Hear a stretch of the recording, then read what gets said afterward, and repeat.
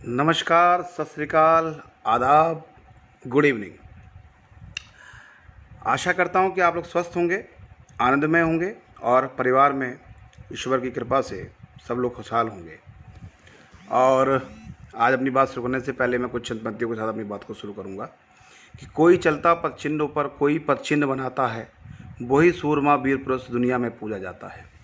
दोस्तों, अनेकों महापुरुषों के तप, तपस्या और बलिदान जीवन में हम लोगों को जो ये भारत मिला है, आज़ाद भारत मिला है, ऐसा ही नहीं मिल गया है।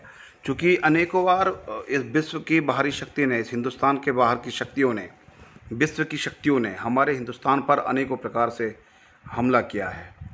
हम लोग जानते हैं, मुगल से लेकर आज तक सब लोगों की शक्तियों ने हमारी संस्कृति को तोड़ने का प्रयास किया है। लेकिन ये कुछ तो खूबी है हमारे भारत माता की, ये हमारे भारत देश की, जिसके कारण आज तक हम सब लोग एक साथ जुड़े हुए हैं और कभी हम सब लोग अलग नहीं हो सकते। हम कभी जाति धर्म में नहीं टूट सकते। वो अलग अलग तरीके से प्रयास करते हैं और हम उनकी जो मंशा है उसको कभी कामयाब नहीं होने देंगे। चलिए मैं सीधे सीधे वैसे मुद्दे पे आता हूँ। दोस्तों, जैसे कोरोना चल रहा है और मैं रोज़ ये पॉजिटिव माहौल बनाने के लिए आप सभी लोगों के बीच में आता हूँ। तो आज का जो मेरा आप लोगों के बीच में बात करने का सबसे बड़ा उद्देश्य है, वो उद्देश्य है कि दोस्तों, कहते हैं कि रुका हुआ पानी और ठहरा हुआ इंसान हमेशा सड़ जाता है। अपने दिमाग को डेली हमको कोई ना कोई टास्क देना चाहिए, कोई ना कोई एक्टिविटीज़ हमें डेली करनी चाहिए।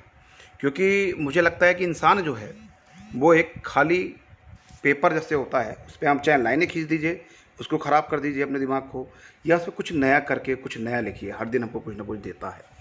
और एक महत्वपूर्ण बात दोस्तों, कोरोना का युद्ध चल रहा है। हमने देखा है कि बूंद बूंद से सागर बनता है। वैसे ही अगर हम और आप सब लोग अपना अपना रोल अच्छे से प्ले करेंगे, जब एक एक्टर, जब कोई एक व्यक्ति अपना ही सिर्फ चिंता करता है कि मुझे अपना रोल प्ले करना है, और जैसे ही वो अपना अच्छा रोल प्ले करता है तो हम क्या देखते हैं कि वो एक बहुत शानदार फिल्म बन जाती है। वैसे ही ये कोरोना के खिलाफ जो एक युद्ध है, इस युद्ध में हम सभी को अपनी भूमिका, अपना रोल बखूबी प्ले करना है। सबको अपने घर में रहना है, जिससे कि जब ये फिल्म बनेगी और हम युद्ध जीत कर जब ये फिल्म को देखेंगे तो हमें ये एहसास हो कि हमने जीवन में ये फिल्म जो बनाई, कहीं ना कहीं वो एक सक्सेस और कामयाबी की फिल्म है। दोस्तों, आज की जो बात को आगे बढ़ाने से पहले मैं एक चीज़ और कहना चाहूँगा। हमारे सामने ये संघर्ष में परिस्थिति है, विषम परिस्थिति है, और हंसते मुस्कुराते हम सब इसको जीत रहे हैं। मैं एक चीज़ और कहना चाहूँगा आपसे। आपको ध्यान होगा कि जो शेर होता है, वो शेर जो होता है वो दो प्रकार से अपने जीवन को जीता है। और उस शेर में हम कौन सा शेर बनना पसंद करेंगे, ये मैं आप पे छोड़ता हूँ। पहले मैं बताता हूँ कि मैं किन शेरों की बात कर रहा हूँ। जो लोग अभी अभी जुड़े हैं, गोविंद मेहता जी, एडवोकेट सोनल जी, जसविंदर जी, एवं मेरे सन्नी जी, सुरेश जी, अमन जी, राजेश जी, नरेश जी, कुलदीप जी, रिजवान जी, अमन जी, रिम्पी जी, अमन जी, आप सभी को नमस्कार हृदय से, और आप सभी का स्वागत है। तो मैं बता रहा था कि दो प्रकार के शेर होते हैं, जीने का तरीका होता है उनका, और ये हमको डिसाइड करना है कि हम लोग किस शेर को पसंद करते हैं, किसको अपने जैसा मानते हैं, हम किसकी तरह अपने जीवन को जीते हैं। दोस्तों, एक शेर जो जंगल में रहता है, ना उसके पास खाने का पता है कि आज शिकार मिलेगा या नहीं मिलेगा, सुबह को मिला है तो तीनों टाइम मिलेगा या नहीं मिलेगा, जब बारिश हो जाए तो वो भीग भी जाता है। अब नित्य दिन उसके सामने संघर्ष होता है, चुनौतियाँ होती हैं, और वो शेर कभी हार नहीं मानता, इसलिए वो जंगल का राजा कहलाता है। और एक दूसरा शेर जिसकी मैं बात कर रहा हूँ, वो शेर कंफर्ट जोन में होता है।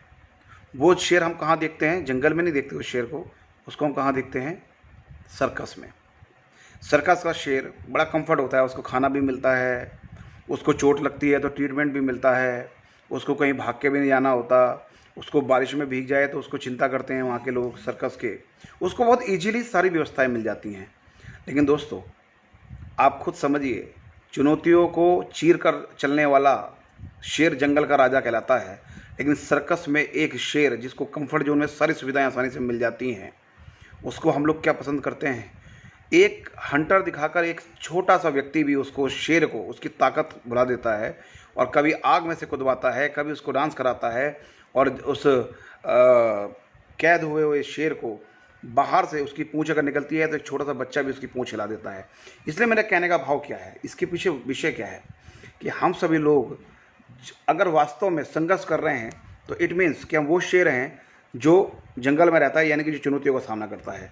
हमें और आपको यदि आसानी से सब कुछ मिल रहा है, यदि वास्तव में हम लोग जीवन में हमें कठिनाई नहीं आ रही हैं, तो हम लोग कंफर्ट जोन वाले लोगों को ज़्यादा पसंद नहीं हमको करना चाहिए, क्योंकि वो कहीं ना कहीं अपने जीवन में उस सर्कस के शेर की तरह हैं जिसको ईजिली सब कुछ मिल जाता है। दोस्तों, मैं इससे पहले आगे बढ़ूं, मैं एक दो बात आपसे और शेयर करना चाहता हूं। देखिए, जैसे मैं कि आज आपको पहले ही कहा कि हमको खुली किताब या खुली एक पेज वाइट पेपर होता है, उसकी तरह अपने दिमाग को रोज़ चलाना चाहिए। दोस्तों, अगर हम किसी नए रास्ते में जा रहे हों और नए रास्ते में यदि हम जाएंगे तो क्या होता है, हमको आगे वाले रास्ते के मार्ग के बारे में पता नहीं होता कि आगे क्या क्या हमको रास्ते में गड्ढा पड़ेगा, सड़क में या कौन सी जगह पड़ेगी, हमको मालूम नहीं होता। उस वाहन के अंदर, उस कार के अंदर हमें उतना ही दिखता है रात में जितना कि वो रोशनी दिखाती है।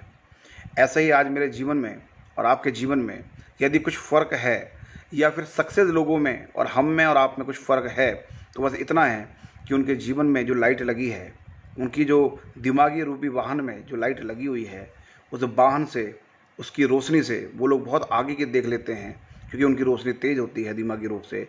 और हम सभी लोग नेगेटिव सोच के अपने दिमाग को सिर्फ उतना ही सोच पाते हैं जितना हमने पढ़ा होता है या जितना आसपास का माहौल हमको दिखाता है।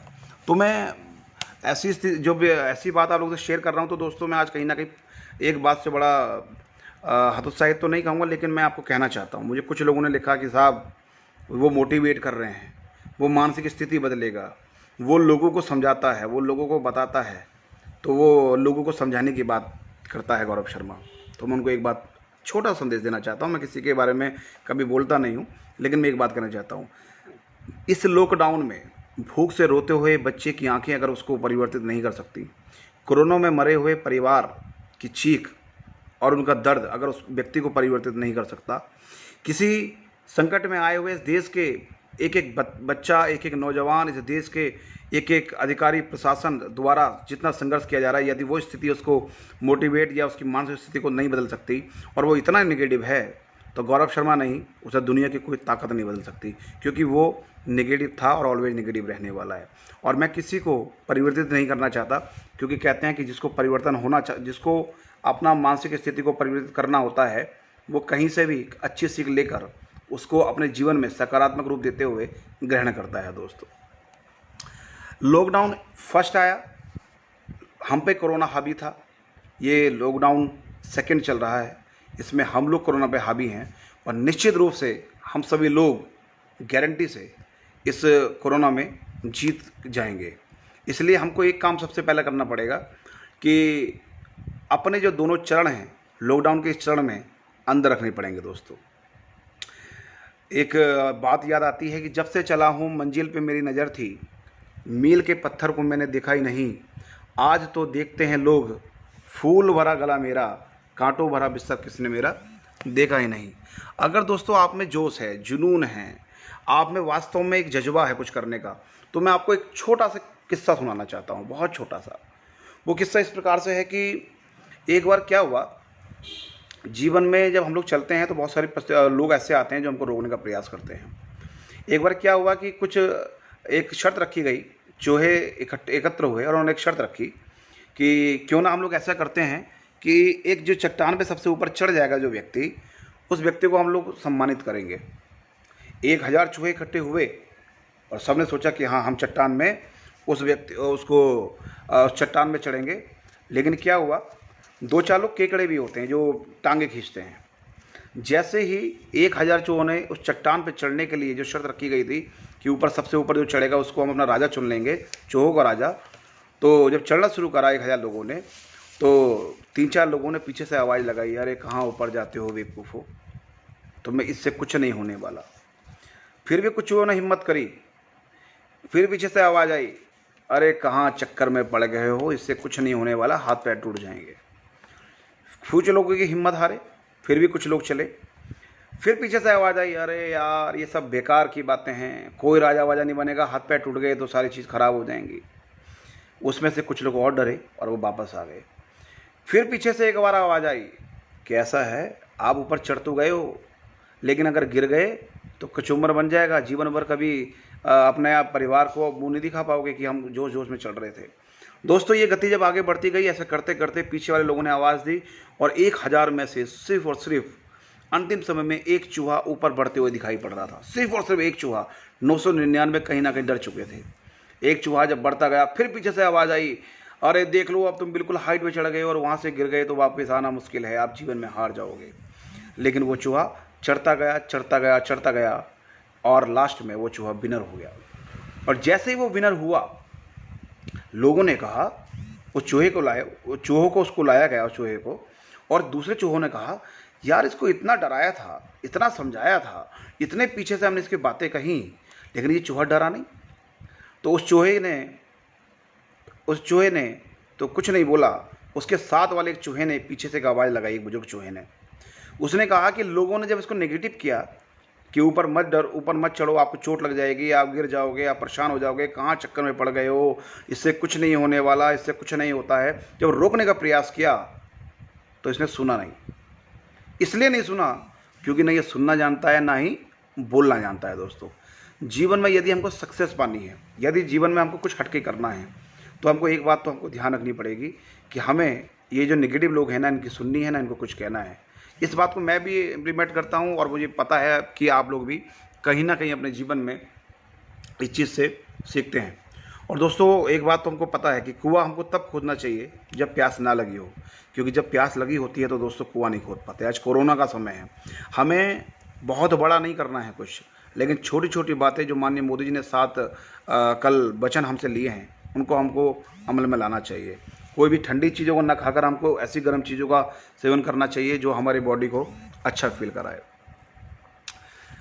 आज एक महत्वपूर्ण बात मैं रामायण के ऊपर रोज़ बोलता हूँ। रामायण में मैंने आज पढ़ा और मुझे एक बात नहीं ध्यान आई। दोस्तों जब सीता मैया, जब माता सीता राम जी के पास थी तो वो राम जी से सोने का हिरण मांग रही थी। और जब सीता मैया सोने की लंका में बैठी थी तो वो वहाँ पर राम जी का नाम जप के श्री राम को नाम मांग रही थी। दोस्तों मैं कहना क्या चाहता हूँ, हम हमेशा, क्योंकि ईश्वरीय रूप है, वो मनुष्य के रूप में आए और हम लोगों को मैसेज देने ही आए, इसलिए मैंने उनका उदाहरण चुना, क्योंकि वास्तव में हम उनसे सीखने के लिए ही रामायण को देख रहे हैं और रामायण हमको बहुत कुछ सिखाती है। इसलिए ईश्वर जब इस धरती पर आया है तो हमको मैसेज देने के लिए आया है। तो मैंने आपसे क्या कहा कि जब सीता मैया राम जी के साथ थी तो वो सोने का हिरण मांग रही थी, और जब वो सोने की लंका में बैठी थी तो वो रो रो के अपने श्री राम को मांग रही थी।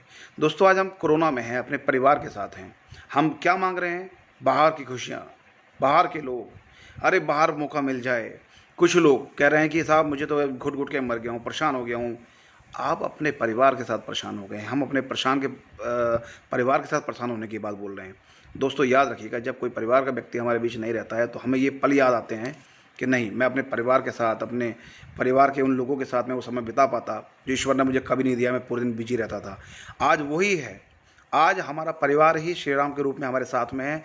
उनके साथ रहकर कोई ऐसी लालसा हम ना करें जिसका संदेश हमें रामायण में मिला हुआ है कि हम सोने के हिरण के चक्कर में अपने घर से बाहर निकल के किसी लक्ष्मण रेखा को पार करके किसी संकट में न फंस जाएं।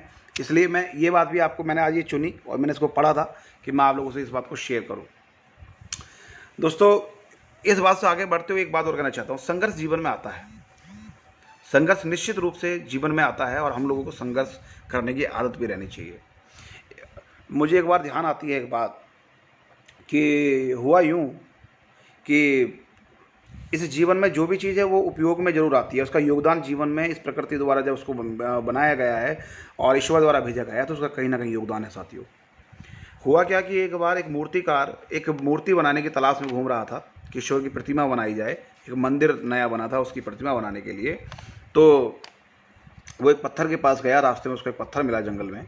उसने कहा कि सुन ये पत्थर, मैं मूर्तिकार हूँ, मैं मूर्ति बनाता हूँ और मैं चाहता हूँ कि यहाँ पर मैं बहुत खूबसूरत मूर्ति बनाऊँ ईश्वर की, और मैं चाहता हूँ कि तुम उसमें मेरा सहयोग करो और मैं आपको मूर्ति बना दूँ। पत्थर ने कहा साहब बिल्कुल बनना चाहता हूँ, लेकिन करना क्या पड़ेगा?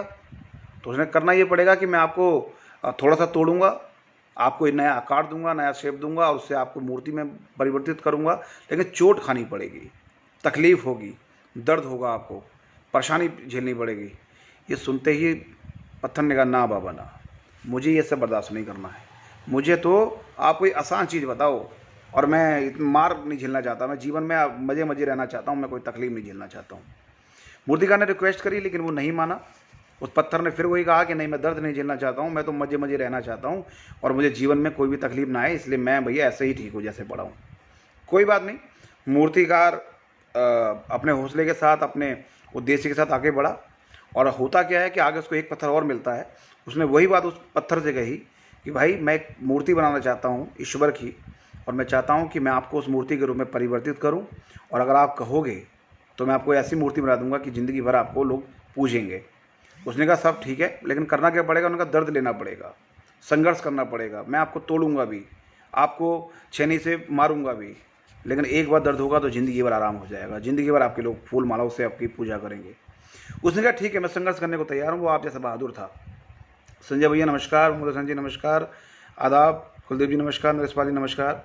वो आप सभी की तरह समझदार था, बुद्धिमान था। उसने कहा ठीक है, मैं एक बार अगर संघर्ष झेल कर ज़िंदगी भर खुशी से रह सकता हूँ तो ठीक है, मैं तैयार हूँ। आप मुझे पीटिए, मुझको चोट मारिए, मुझे उस ईश्वर की मूर्ति में बनाने में जो भी आप उपयोग कर सकते हैं करिए। और दोस्तों, हुआ बिल्कुल वैसा ही। एक समय के बाद दूसरा पत्थर एक बहुत खूबसूरत ईश्वर की प्रतिमा के रूप में बना दिया गया। उसको उस नए मंदिर के अंदर स्थापित किया गया। लोगों ने बहुत फूल मालाओं के साथ में उस प्रतिमा को सदैव, आप जानते ही हैं हमारे परंपरा में क्या है, उसकी सदैव पूजा हुई, स्नान कराया गया, बहुत पूजा पाठ होने लगी, और उसका जीवन भर उसका बहुत सुखद पल शुरू हो गए।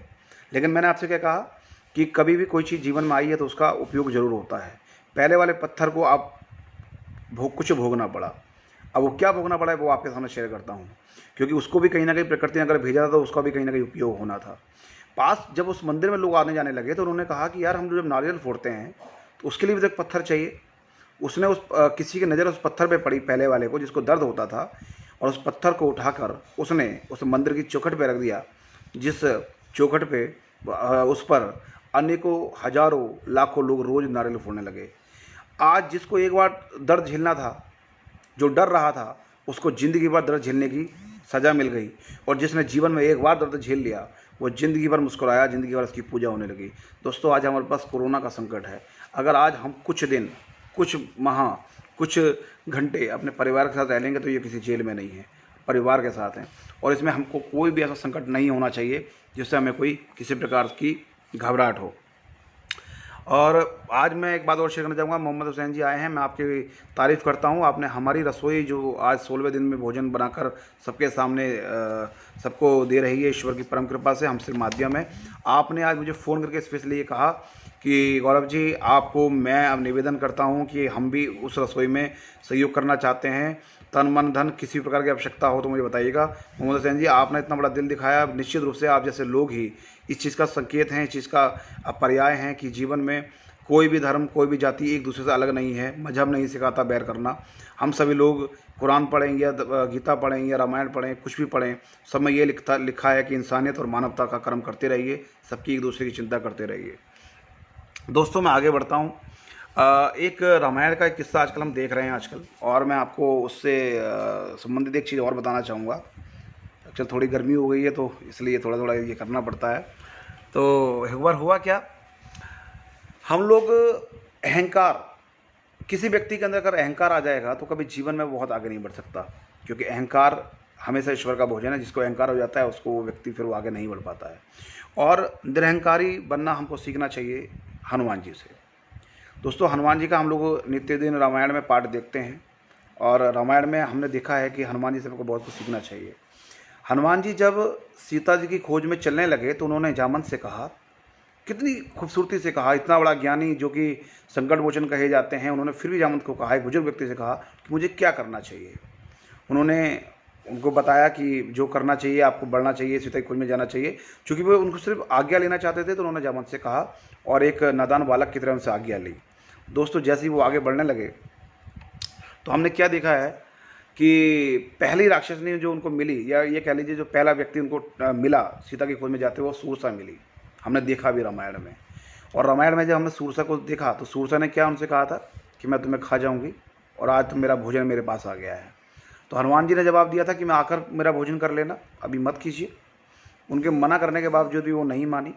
तो हनुमान जी ने जो हमने देखा है मैं उसी को एक्सप्लेन कर रहा हूँ, लेकिन बड़ी मज़ेदार बात उससे मैंने नोटिस करी है दोस्तों। हनुमान जी ने कहा कि भाई बाद में मेरा भोजन कर लेना, जब मैं सीता जी की खोज करके आ जाऊँगा। तो होता क्या है, वो क्या मानती नहीं है। आपने देखा कि वो अपना मुंह का आकार बड़ा करने लग जाती हैं हनुमान जी को खाने के लिए। हनुमान जी अपना आकार बड़ा कर देते हैं, वो और मुंह का साइज़ बढ़ाती हैं, वो और अपना आकार बढ़ा देते हैं। और बढ़ते बढ़ते क्या होता है कि उनको खाने के लिए जिस प्रकार से सुरसा ललायत थी कि इनका भोजन करना है और अपना बड़ा सा बड़ा मुंह फैलाती जाती है, उसी प्रकार से हनुमान जी अपनी आकार को बढ़ाते जाते हैं। लास्ट में क्या होता है, हमने सबने देखा है कि हनुमान जी तुरंत छोटा आकार बनाते हैं, उनके मुंह में जाते हैं और वापस आ जाते हैं और कहते हैं सुरसा से कि मैंने आपकी बात मान ली, अब आपको मेरी बात मान लेनी चाहिए। माफ़ी चाहिएगा, कुछ हो गया था। इसमें मैं कहना आपसे क्या चाहता हूँ कि जब हनुमान जी बड़े हुए तब तो वो अपनी ताकत दिखा रहे थे, लेकिन जब हनुमान जी छोटे हुए तो उन्होंने अपनी बुद्धिमानी का परिचय दिया। जीवन में ताकत उसको दिखानी चाहिए जो आपकी बात को नहीं मान रहा है, अहंकार दिखा रहा है, और साथ में अपनी बुद्धिमानी का परिचय देना चाहिए। दोस्तों, इसके आगे जब हनुमान जी लंका में पहुँचे और लंका में एंट्री करने के बाद जब वो पेड़ पे सुन रहे थे रावण की बात और सीता मैया जब वहाँ बैठी हुई थी, तो हमने क्या देखा कि उन्होंने एक अंगूठी गिराई नीचे और सीता मैया को ये विश्वास दिलाने का प्रयास किया कि मैं श्री राम भक्त हनुमान हूँ, और सीता मैया ने उनको पहचाना नहीं। तो उन्होंने एक बार भी ये नहीं कहा कि नहीं नहीं मैं बहुत बलशाली हूँ, मैं नदी में इतना बड़ा समुद्र पार करके आ गया, मैं बहुत ताकतवर हूँ, मैं एक मिनट में चाहूँगा तो ये कर दूँगा वो कर दूँगा। क्योंकि मोस्टली लोगों को छोटी छोटी बातों में ये प्राउड हो जाता है, ये अहंकार हो जाता है कि शायद मैं बहुत बड़ा कोई ऐसा व्यक्ति बन गया हूँ कि मुझे पूरी नॉलेज है। इतना बड़े हनुमान जी ने एक बार भी ये नहीं कहा कि मैं। उन्होंने ये कहा कि मैं श्री राम भक्त हनुमान हूँ और उनकी आज्ञा से यहाँ पर आया हूँ। जैसे जैसे उन्होंने मुझे भेजा है मैं आपको ये मैसेज देने आया हूँ। मैं चाहता तो रावण को परास्त करके आपको वैसे ले जा सकता हूँ, लेकिन मुझे आज्ञा नहीं हुई है, इसलिए मैं आपको ये संदेश देने आया हूँ। दोस्तों, कुछ भी इस दुनिया में इम्पॉसिबल नहीं है। मैं कुछ प्रैक्टिकल बात आपसे करता हूँ, क्योंकि ये तो हम लोग रामायण देख रहे हैं, आप मुझसे ज़्यादा ज्ञानी हैं, आप रामायण देखते हैं, पढ़ते हैं, और मैं तो नया नया एक बालक हूँ जो सीख रहा हूँ इस जीवन में। और आप लोग अरविंद वर्मा जी आए हैं, आपका स्वागत है, नमस्कार बड़े भाई। और मैं ये कहना चाह रहा था कि इस दुनिया में कुछ भी इम्पॉसिबल नहीं है। देखिए, आज जो फ़ोन मेरे हाथ में है और जिस फ़ोन में आप मुझे देख रहे हैं, या इससे पहले अगर मैं बात करूं कि जो पीएनटी बना था, उस पीएनटी में जब किसी व्यक्ति ने ये बात कही होगी कि मैं एक ऐसा तार बनाऊंगा और एक ऐसे कुछ बॉक्स बनाऊंगा, यहाँ से बोलोगे और 100 किलोमीटर दूर, 1000 किलोमीटर दूर और समुद्र पार भी आवाज़ जाएगी, तो लोगों ने कहा होगा यार तार से कैसे हंसी जाएगी। आज ये हमारी सामान्य बात है, लेकिन कभी आप कल्पना करिएगा, सोते समय सोचिएगा, तो उस समय क्या लोगों ने इमेजिन किया होगा कि तार के माध्यम से आवाज़ जाएगी, ये कैसे पॉसिबल है। लेकिन उसके बाद में जैसे फ़ोन आया, मोबाइल फ़ोन, तो लोगों ने कहा कि अब तो तार भी नहीं होगा और हम एक बॉक्स से दूसरे बॉक्स में यहाँ से बोलेंगे और वहाँ आवाज़ जाएगी। लोगों ने हंसी बनाई होगी कि यार ये कैसे हो सकता है, लेकिन जिनके इरादे थे, जिनका जज्बा था, जिनका जोश था, उन्हें उसको बना कर दिखाया। आज हम वीडियो कॉलिंग की बात कर रहे हैं। सोच के देखिए, हम लोग जानते भी नहीं है कैसे हम लोग इधर बोल रहे हैं, आप लोग उधर देख रहे हैं, एक दूसरे को देख पा रहे हैं और वैसे देख पा रहे हैं जैसे हम लोग साक्षात एक दूसरे को आमने सामने बैठकर देखते हैं। दोस्तों, कहीं ना कहीं कोई भी चीज़ जीवन में कठिन नहीं है, बस इरादे चाहिए, एक विश्वास चाहिए। और ये बात तो तय है कि जिस पर लोग हंसे हैं उन्होंने ही जीवन में इतिहास रचे हैं। और एक दो बात और कहूँगा, उसके बाद मैं अपनी बात को समाप्त करूँगा। दोस्तों, हम लोग जैसे भी हैं, जिस परिस्थिति में बनाया है ईश्वर ने, हम काले हैं, गोरे हैं, जैसे हैं, हमको अपने आप को सर्वश्रेष्ठ मानना चाहिए, अच्छा मानना चाहिए, लेकिन अहंकार नहीं करना चाहिए। मैं ये क्यों कह रहा हूँ, क्योंकि मैं एक स्टोरी पढ़ रहा था कल रात को सोते हुए, तो मैंने उसमें क्या पढ़ा कि एक बार कौवे को बड़ा परेशान हुआ, एक काला कौवा, और वो ईश्वर के पास गया कि हे ईश्वर, मुझे मुक्ति दे दो, मुझे कौवा नहीं बनना है और मुझे बड़ी परेशानी आती है, मैं काले रंग का ये कौवा बना दिया, लोग मुझे खाना भी ढंग से नहीं खिलाते, श्राद्ध का खाना खिलाते हैं, मेरी आवाज़ इतनी बेकार बनाई है, काऊं काऊं करता हूँ, लोग सुनना पसंद नहीं करते, मेरा भी कोई खाक जीवन है, मेरे जीवन को बदल दीजिए भगवान और मुझे कुछ और बना दीजिए। तो यहाँ ईश्वर ने कहा कि भाई आप क्या बनना चाहते हो? तो उन्होंने कहा भगवान मैं हंस बनना चाहता हूँ। तो उन्होंने कहा हंस बनना चाहते हो तो आपको हंस मैं बना दूंगा, लेकिन एक शर्त है मेरी। उन्होंने कहा क्या? कि आपको हंस के पास जाकर पहले एक बार बात करनी चाहिए। वो कौवा हंस के पास गया और हंस से बात करी तो हंस से बोले, यार हंस क्या ज़िंदगी है तुम्हारी यार, तुम पानी में तैरते हो, मज़े लेते हो, ठंडा ठंडा पानी, सफ़ेद रंग, आपको देख कर लोग फ़ोटो खींचते हैं, मज़ा आ जाता होगा, आपकी तो ज़िंदगी बल्ले बल्ले है, मैं कहाँ कौवा बन गया हूँ दोस्तों। तो जैसे ही ये बात हंस ने सुनी, हंस ने कहा, भाई बात सुन, जो किसने बोला रे मैं मज़े में हूँ, मैं मज़े में नहीं हूँ। जब मैं कोई मेरी फ़ोटो खींचता है, मेरी ना पाँव दिखाई पड़ते हैं, ना मेरा रंग ऐसा बन जाता है कि मैं पानी और मेरे रंग में लोगों को पता नहीं चल पाता है, ना मैं उड़ सकता हूँ, ना मैं मज़े ले सकता हूँ, ना मैं तेरी तरह पेड़ पेड़ पे बैठ बैठ के पूरे हिंदुस्तान का चक्कर लगा सकता हूँ इतनी ईजीली, और ज़िंदगी को मैं काट रहा हूँ, जी नहीं रहा हूँ। ये बात सुन के कौवा चक्कर में पड़ गया कि ये क्या हुआ। हंस और कौवा ईश्वर के पास गए और बोले कि ईश्वर, हमें कुछ और बना दीजिए, हमें मुक्ति, इससे मुक्ति दे दीजिए। हंस से बोले, भगवान कि मैं वही अब दोबारा कहना चाहूँगा कि आप किसकी तरह बनना चाहते हैं। उन्होंने कहा, मैं तोते की तरह बनना चाहता हूँ। उन दोनों ने कहा। तो ईश्वर बोले, आप तोते के पास जाइए। फिर तोते के पास वो दोनों लोग गए। तोते से बोले, यार मिट्ठू मियाँ, यार तुम तो कमाल के आदमी हो भाई, कमाल के। लोग तुम्हें अपने पिंजरे में रखते हैं, काजू बादाम, प्यार से तुम्हारी क्या चोंच है, क्या तुम्हारा रंग है, क्या तुम्हें खाना खिलाते हैं, वाह वाह वाह वाह। तुमसे लोग बातें सुनते हैं, तुम्हारी तुतलाती बातों को सुनते हैं, क्या मज़े हैं तुम्हारे। उसने कहा, मेरे मज़े हैं भाई, मेरे जीवन में तो और संघर्ष है। उसने कहा, भाई तुम्हें क्या संघर्ष है। उसने कहा, ना मैं ज़िंदगी में उड़ सकता, मैं अपने जीवन में जिस रंग को आप देख रहे हो, मैं अगर घास में बैठ जाऊँ, हरी घास में, तो मैं किसी को दिखाई नहीं देता हूँ। पेड़ पे बैठ जाऊँ तो मैं किसी को ईजिली दिखाई नहीं पड़ता हूँ। भाई मज़े तो कौवे आपके हैं, ये हंस आपके हैं, मेरे मज़े नहीं हैं।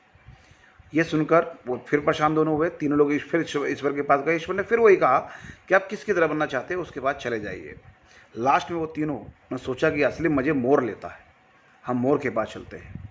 मोर ने कहा, भाई किसने तुमसे बोला कि मैं मज़े लेता हूँ।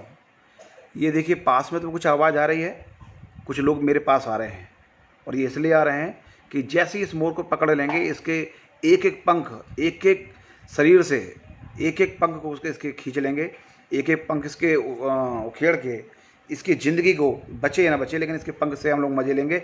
अपने पंख से अपने अपने घरों में रखेंगे, और वो मेरे जीवन के बारे में सोचते हैं, अपने पंख के बारे में सोचते हैं।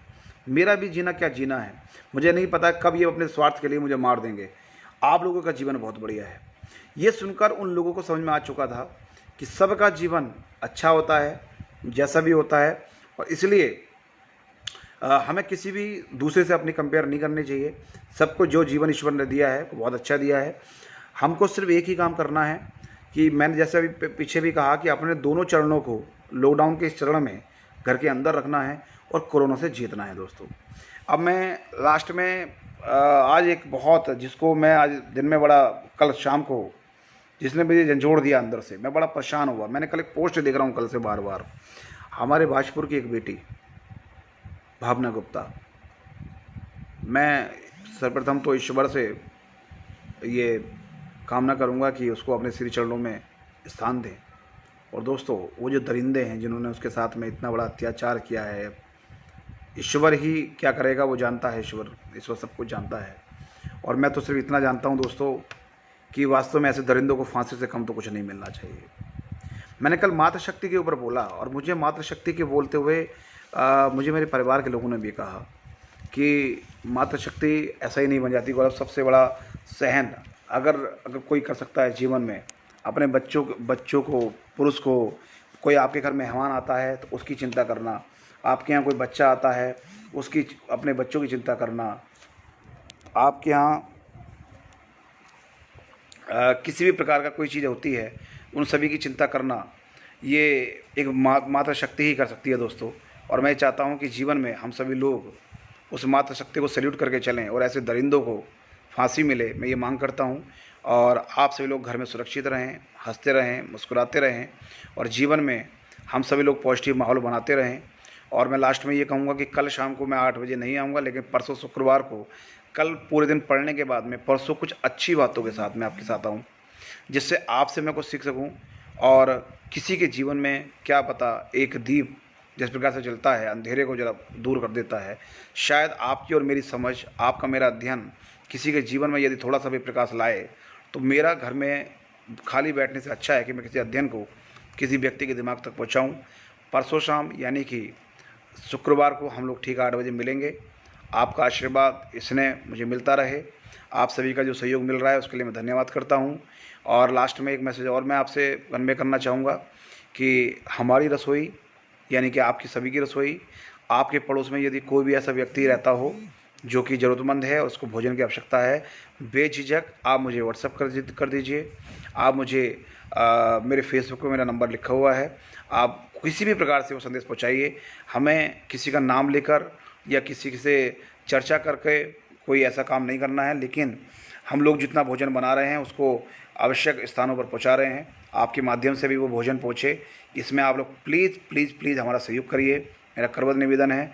क्योंकि मोहम्मद हुसैन जी ने भी आज मुझे बहुत अच्छा संदेश दिया कि ऐसे हम सभी लोग इस विषम परिस्थिति में, इस युद्ध में लड़ने के लिए हम तैयार हैं। सौरभ जी आप आए हैं, स्वागत है। और बस आपसे यही कहूँगा, सभी मातृशक्ति को, सभी बहनों भाइयों को, मेरे युवा शक्ति को, मेरे बुजुर्ग, मेरे पिता तुल्य, मेरे अभिभावकों को नमस्कार करके अपनी बात को यहाँ पर विराम देता हूँ। जय हिंद, जय भारत, नमस्कार।